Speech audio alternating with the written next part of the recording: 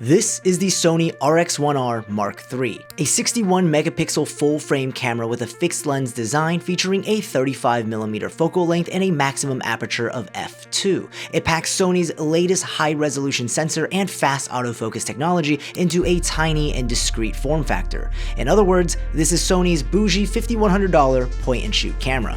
In today's video, we're going to take a look at the updated design, image quality, and autofocus performance of this camera, my experience shooting with it, and all of the controversy around it. Let's go ahead and start off with the design and build quality of the new Sony RX1R Mark III. Comparing it to the RX1R Mark II released in 2015, the body has seen some updates. The materials are a combination of metal from the dials and composites found in other cameras like the A7 series line, giving the camera an overall premium feeling but falls short of a luxurious experience like a full metal camera body. The camera body itself is quite small and lightweight, making it one of the smallest full-frame cameras on the market. The latest version features a proper EVF attached to the body as opposed to the pop-up mechanism from the prior model and a fixed 2.3 million dot rear LCD screen. So a big upgrade in resolution, but at the cost of the articulating functionality in favor of keeping the camera as compact as possible. Even in my smaller hands, it feels quite small, but handling feels a lot more secure thanks to the wrist strap. Sony does sell a thumb grip which would improve the ergonomics, but that $300 price tag needs to go cool off in a corner. I would 100% wait like 3 or 4 weeks for when a third-party company like SmallRig makes one and sells it for like 30 bucks. On the side of the camera, you'll find just 3 ports, a microphone jack, a USB-C port, and a micro HDMI port. On the bottom of the camera, you'll find a 1/4 20-inch thread for tripod mounting and a battery door. Inside, you'll find a single SD card slot and the battery. They've upgraded the battery in the RX1R Mark III to the MPF-W50 batteries, which if you've ever shot on Sony's APS-C bodies, this will be very familiar to you. This battery upgrade means that you'll get about 300 shots per battery compared to the approximately 220 shots you could get with the previous battery in the RX1R Mark II. The rear LCD is touchscreen enabled and features Sony's new horizontal and vertical shooting UI.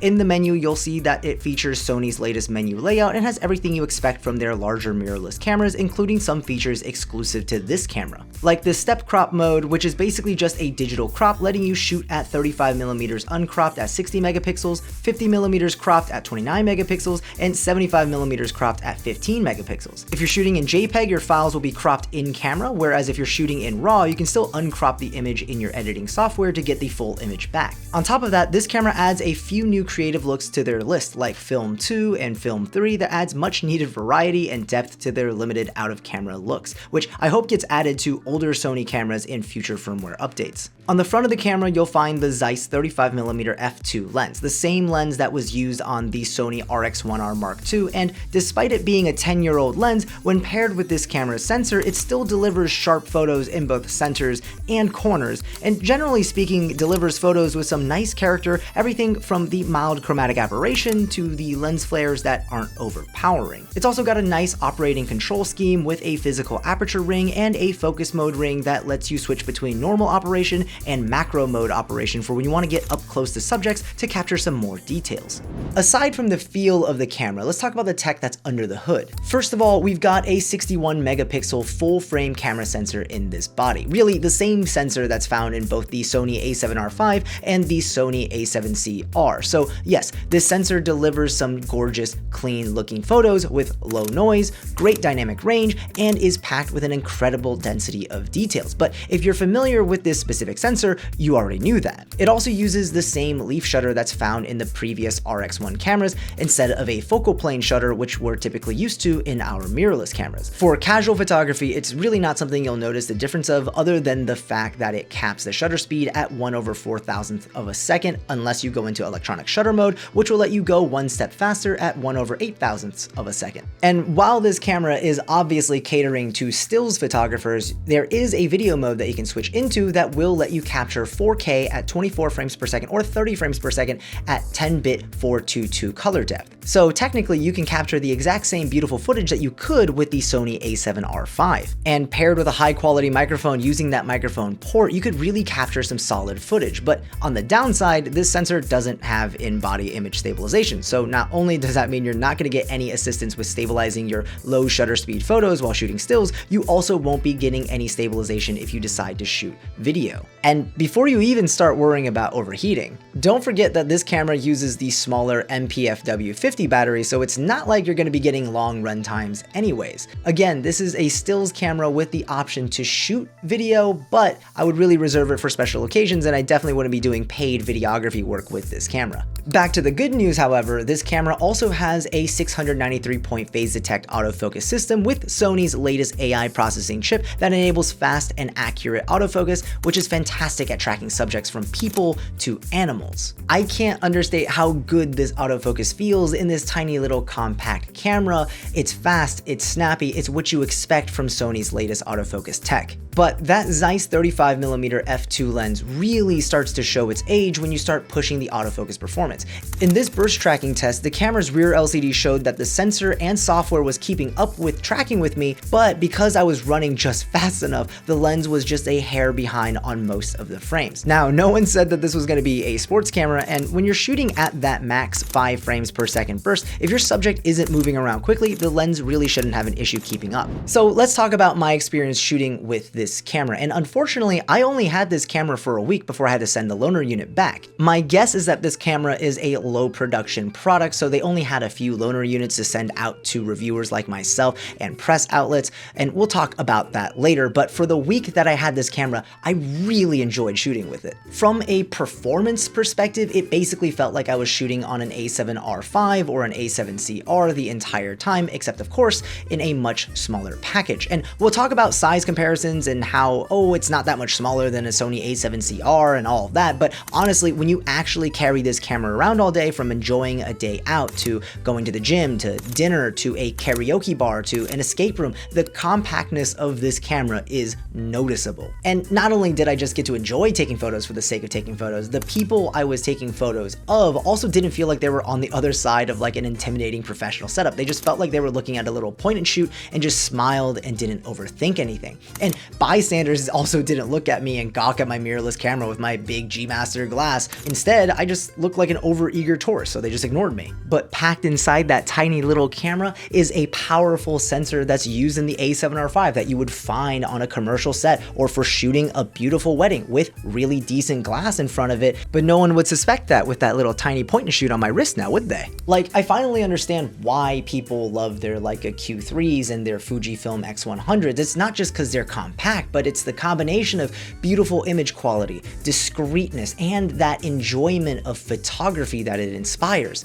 And all the photos you're looking at today, every single one of them is just a JPEG straight out of the camera using some of the creative looks built into the camera like Vivid, Instant, Film, and Film 2, with Film 2 being one of my favorite out of the camera looks from this camera. Like, from a user experience perspective, I really enjoyed shooting with this camera. So that brings me to my main question of the day. Why the controversy? Ooh, it's tea time. If you didn't know, this might be one of the most poorly received cameras I've seen launch from Sony in recent memory. I mean, it's basically this and the Sony FX2. And the biggest reason is its price. It's retailing for $5,098. Yeah, yikes, that's really expensive for a point and shoot camera. I mean, like, let's try to figure this out. Like, how did Sony get to this number? The original RX1R Mark II was launched in 2015 and was priced at $3,298. Assuming, and there's a lot of emphasis on the word assuming we can apply the average inflation rate of 3.15% over the course of the past 10 years to that dollar amount, we're looking at an inflation rate of 36.3%. That would place this launch somewhere around $4,495. And then if we look at, like recent events in the United States, Sony seemed to have responded to the tariffs by raising the cost of their existing inventory by up to 30%, though for camera bodies specifically, the average increase was closer to 7%, which would bring the cost of this camera up to around $4,809. And for that last gap of around $300, I can only imagine is Sony's internal price increase they decided to add onto the camera themselves. I don't know if knowing this information makes me any likelier to accept the idea of buying a $5,000 point-and-shoot camera. I mean, I definitely think the internet doesn't think that this is a justifiable reason to buy a $5,000 camera, but like, why not buy it? Because it is a very good camera. Well, because $5,000 is awfully close to $7,000, and for that money, you could get a Leica Q3 43, which is a more impressive compact fixed lens camera,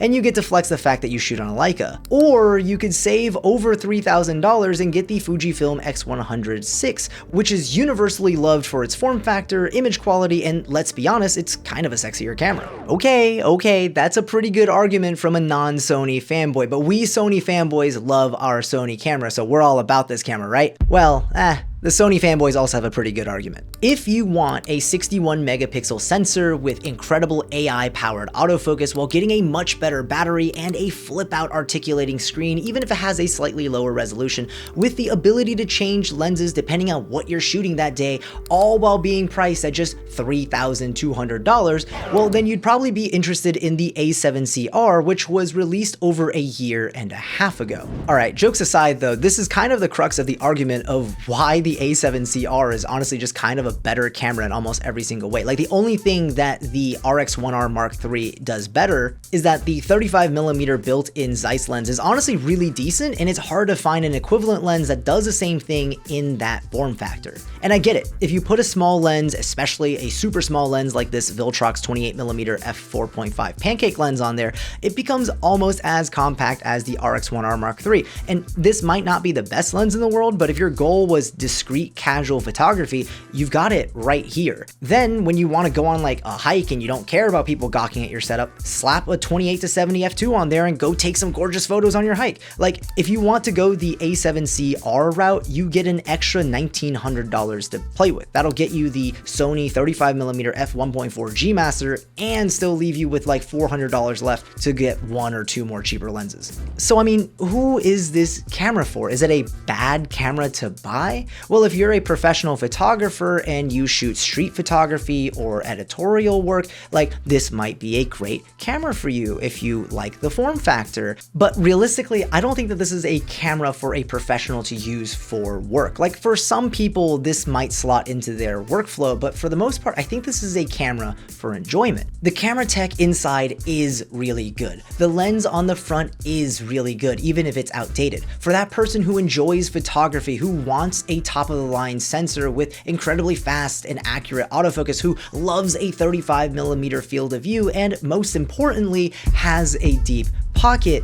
Like, if that's you, I am confident that you end up enjoying this camera and you're gonna use it all the time. But there is definitely a person who this camera is not for, and that's the person who values like high performance stuff that has like maximum value, because you're gonna end up, whether or not you buy it, you're gonna end up just hating this camera over time, because you're gonna be like, I wish it could do X, Y, or Z because I'm spending $5,000 on it. And like, that's okay. Most people didn't buy the RX1R Mark II in 2015 for $3,300. And I think most people aren't going to buy the RX1R Mark III for $5,100 in 2025. And I think Sony knows that too. I think Sony understands that this is a niche product that's just a part of a smaller segment of their product portfolio. I personally really want this camera. I really enjoyed the week I got to shoot with this camera, but I don't think I'll ever actually drop $5,000 for a point and shoot camera when there are options out there like the Sony A7CR and the Sony A7C Mark II, which is like my go-to stills camera. And if you're a price-conscious consumer, I would also recommend getting something like the A7C Mark II, because that's even cheaper than the A7CR,